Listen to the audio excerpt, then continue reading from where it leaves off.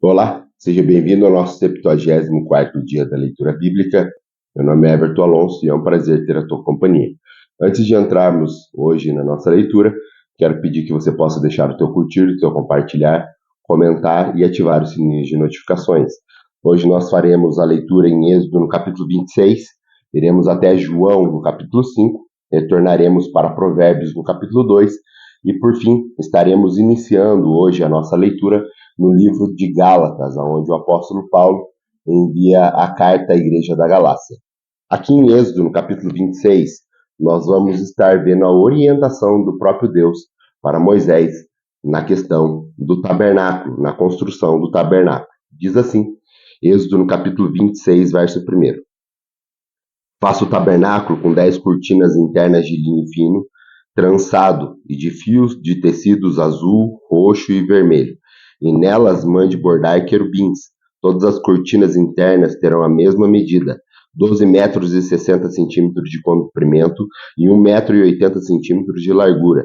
Prenda 5 dessas cortinas internas, uma com a outra, e faça o mesmo com as outras 5. Faça laçadas de tecido azul ao longo da borda da cortina interna, na extremidade da primeira conjunto de cortinas internas. O mesmo será feito à cortina interna, na extremidade do outro conjunto.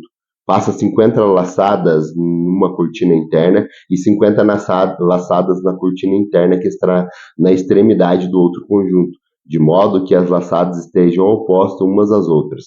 Façam também 50 colchetes de ouro com os quais se prenderão nas cortinas internas, uma na outra, para que o tabernáculo seja um todo.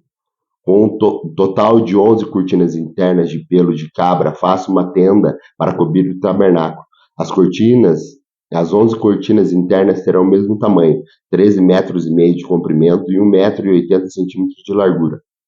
Prenda de um lado 5 cortinas internas e também de outro 6 de outro lado. Dobre uma das duas partes a sexta cortina interna na frente da tenda.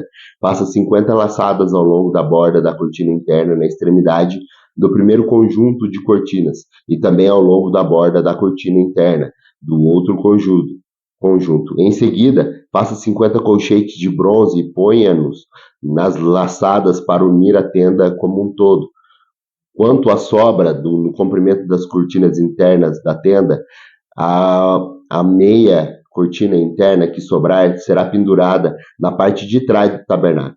As 10 cortinas internas serão 45 centímetros mais compridas de cada lado, e o que sobrar será pendurado nos dois lados do tabernáculo para cobri-lo. Faça também para a tenda uma cobertura de pele de carneiro tingida de vermelho, e por cima dessa uma cobertura de couro. Faça armações verticais de madeira de acácia para o tabernáculo. Cada armação terá 4,5 metros de comprimento por 70 centímetros de largura, com 2 encaixes paralelos um para o outro. Todas as armações do tabernáculo devem ser feitas dessa maneira. Faça 20 armações para o lado sul do tabernáculo e 40 bases de prata debaixo delas, 2 bases para cada armação, uma debaixo de cada encaixe. Para o outro lado, o lado norte do tabernáculo, faça 20 armações e 40 bases de prata, 2 debaixo de cada armações. Faça 6 armações para o lado ocidental do tabernáculo e 2 armações na parte de trás, nos cantos. As armações nestes 2 cantos serão duplas, desde a parte inferior até a parte superior, colocadas numa única argola. Ambas serão assim. Deste modo, haverá 8 armações e 16 bases de pratas, 2 debaixo de cada armação. Faça também travessões de madeira de acácia, 5 para armações de um lado do tabernáculo e 5 para o outro lado, e 5 para o lado oriental, na parte de trás do tabernáculo. Os travessões centrais se estenderá de uma extremidade a outra entre as armações. Revista de ouro as armações e faça argolas de ouro para sustentar os travessões, os quais também terão que ser revestidos de ouro. Faça o tabernáculo de acordo com o modelo que lhe foi mostrado no monte.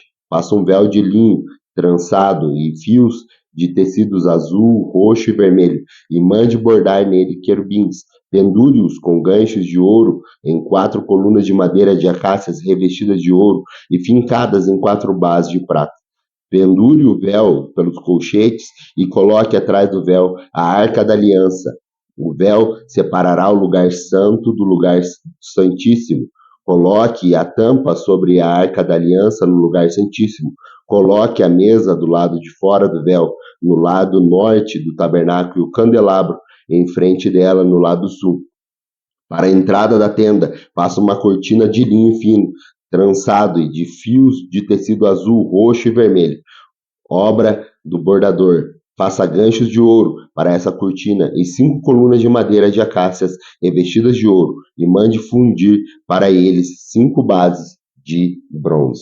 Vamos agora ao Novo Testamento, lá no livro de João, no capítulo 5, onde aqui ele vai falar sobre a cura junto ao tanque de Betesda. Diz assim as Sagradas Escrituras em João, no capítulo 5, verso 1. Algum tempo depois, Jesus subiu a Jerusalém para a festa dos judeus. Há em Jerusalém, perto da porta das ovelhas, um tanque que em aramaico é chamado Betesda, tendo 5 entradas em voltas. Ali costumava ficar um grande número de pessoas doentes e inválidas, cegos, mancos e paralíticos. Eles esperavam um movimento nas águas. De vez em quando descia um anjo do Senhor e agitava as águas. O primeiro que entrasse no tanque, depois de agitadas as águas, era curado de qualquer doença que tivesse. Um dos que estavam ali era um paralítico de 38 anos, que havia 38 anos que estava ali. Quando o viu deitado e soube que ele vivia naquele estado durante tanto tempo, Jesus lhe perguntou: Você quer ser curado? Disse o paralítico: Senhor, não tenho ninguém que me ajude a entrar no tanque quando a água é agitada. Enquanto estou tentando entrar, outro chega antes de mim. Então Jesus lhe disse: Levanta-se, pega sua maca e anda. Imediatamente o homem ficou curado, pegou a maca e começou a andar. E isso aconteceu num sábado, e por essa razão os judeus disseram que o homem que havia sido curado: Hoje é sábado, não é permitido a você carregar a maca. Mas ele respondeu: O homem que me curou disse: Pegue a sua maca e ande. Então lhe perguntaram: Quem é este homem que mandou você pegar a sua maca e andar? O homem que fora curado não tinha ideia de quem era ele, pois Jesus havia desaparecido no meio da multidão.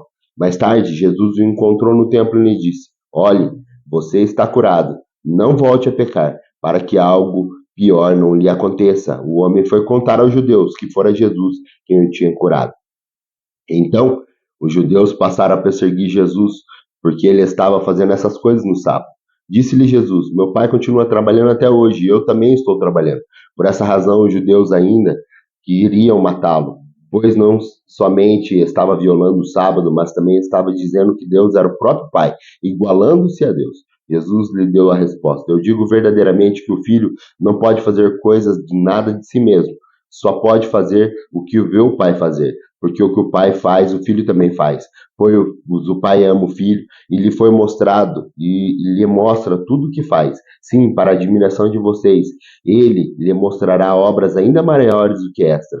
Pois da mesma forma que o Pai ressuscita os mortos, ele lhe dá vida. O Filho também dá vida a quem ele quer. Além disso, o Pai a ninguém julga, mas confiou todo o julgamento ao Filho, para que todos honrem o Filho como honram o Pai. Aquele que não honra o Filho também não honra o Pai que o enviou. Eu asseguro: quem ouve a minha palavra e crê naquele que me enviou tem a vida eterna e não será condenado, mas já passou da morte para a vida. Eu afirmo que está chegando a hora, que já chegou, em que os mortos ouvirão a voz do Filho, e aqueles que a ouvirem viverão. Pois da mesma forma como o Pai tem vida em si mesmo, ele concedeu ao Filho ter vida em si mesmo, e lhe deu autoridade para julgar, porque é o Filho do homem. Não fiquem admirados com isso, pois está chegando a hora em que todos que estiverem nos túmulos ouvirão a sua voz e sairão, e os que estiverem bem o ressuscitarão para a vida, e os que fizerem o mal ressuscitarão para serem condenados.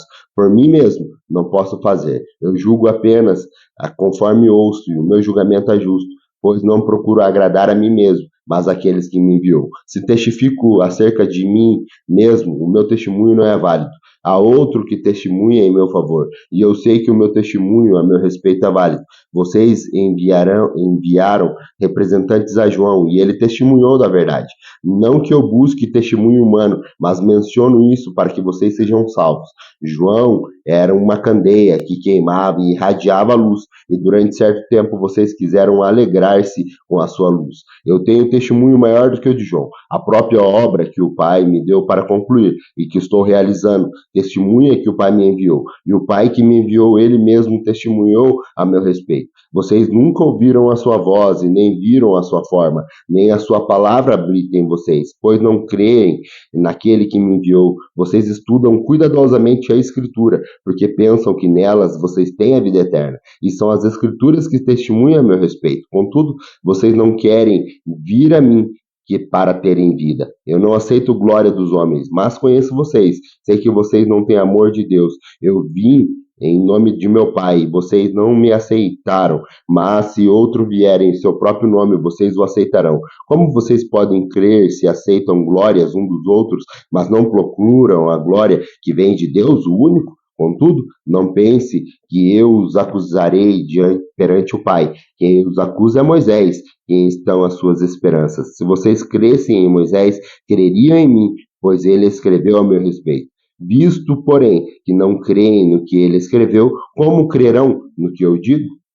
Vamos agora retornar ao livro de Provérbios. Nós vamos fazer a leitura do livro de Provérbios no capítulo 2, aonde aqui ele fala a respeito do valor da sabedoria. Diz assim, Provérbios 2, verso 1.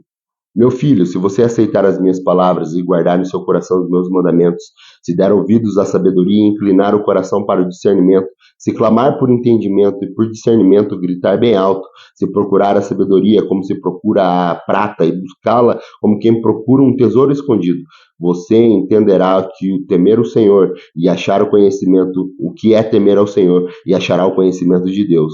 Pois o Senhor é quem dá sabedoria, e de sua boca procedem o conhecimento e o discernimento. Ele reserva a sensatez para o justo, como um escudo protege quem anda com integridade, pois guarda a vereda do justo e protege os caminhos dos fiéis.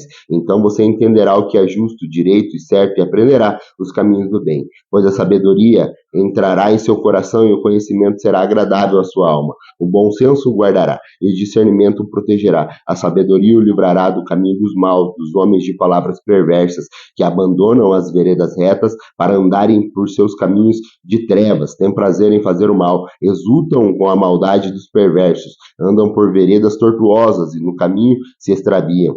Ela também o livrará da mulher imoral, da pervertida, que seduz com suas palavras, que abandona aquele que desde a juventude foi seu companheiro, ignora a aliança que fez diante de Deus. A mulher imoral se dirige para a morte, que é a sua casa, e seus caminhos levam às sombras. Os que procuram jamais voltarão e nem tornarão a encontrar as veredas da vida. A sabedoria o fará andar nos caminhos dos homens de bem e manter-se nas veredas dos justos. Pois os justos habitarão na terra e os íntegros nela permanecerão, mas os ímpios serão eliminados da terra e dela os infiéis serão arrancados.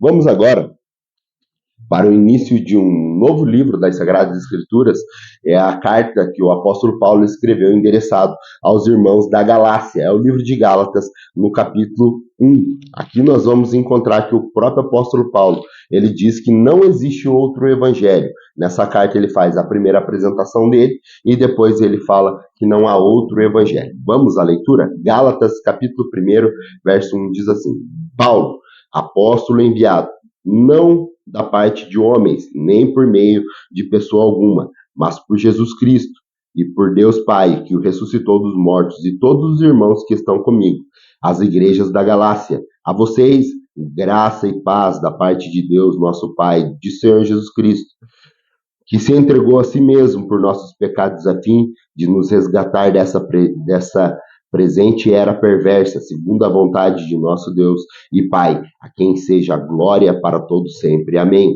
Admiro-me que vocês estejam abandonando tão rapidamente aquele que os chamou pela graça de Cristo para seguirem outro evangelho, que na realidade não é o evangelho. O que ocorre é algumas pessoas os estão perturbando, querendo perverter o evangelho de Cristo, mas ainda que nós ou algum anjo dos céus pregue um evangelho diferente daquele que pregamos a vocês, seja este amaldiçoado. Como já dissemos, agora repito, se alguém anuncia a vocês um evangelho diferente daqueles que já receberam, que seja amaldiçoado. Acaso busco eu a aprovação dos homens ou de Deus? Ou estou tentando agradar os homens? Se eu ainda estivesse procurando agradar os homens, não seria servo de Cristo. Irmãos, quero que saibam que o evangelho por mim anunciado não é de origem humana, não recebi de pessoa alguma, nem foi me ensinado. Ao contrário, eu recebi de Jesus Cristo por revelação. Vocês ouviram qual foi o meu procedimento no judaísmo, como perseguia com violência a igreja de Deus, procurando destruí-la. No judaísmo, eu superava a maioria dos judeus na minha idade e era extremamente zeloso das tradições dos meus antepassados. Mas Deus me separou desde o ventre materno e me chamou por sua graça, quando lhe agradou revelar o seu Filho para mim, para que eu anunciasse entre os gentios. Não consultei pessoa alguma, tampouco subi a Jerusalém para ver os que eram os apóstolos antes de mim, mas de imediato parti para a Arábia e voltei outra vez a Damasco. Depois de 3 anos, subi a Jerusalém para conhecer Pedro pessoalmente e estive com ele por 15 dias. Não vi nenhum dos outros apóstolos, a não ser Tiago, irmão do Senhor. Quanto aos que escrevo a vocês, afirmo diante de Deus que não minto. A seguir, fui para as regiões da Síria e da Cilícia. Eu não era pessoalmente conhecido pelas igrejas da Judéia, que estão em Cristo. Apenas ouviam dizer: aquele que antes nos perseguia, agora está anunciando a fé que outrora procurava destruir, e glorificavam a Deus por minha causa. Muito obrigado pela tua companhia. Aguardo você amanhã para mais um dia da nossa leitura bíblica e que a paz do Senhor alcance o teu coração. Até lá, se assim Deus nos permitir.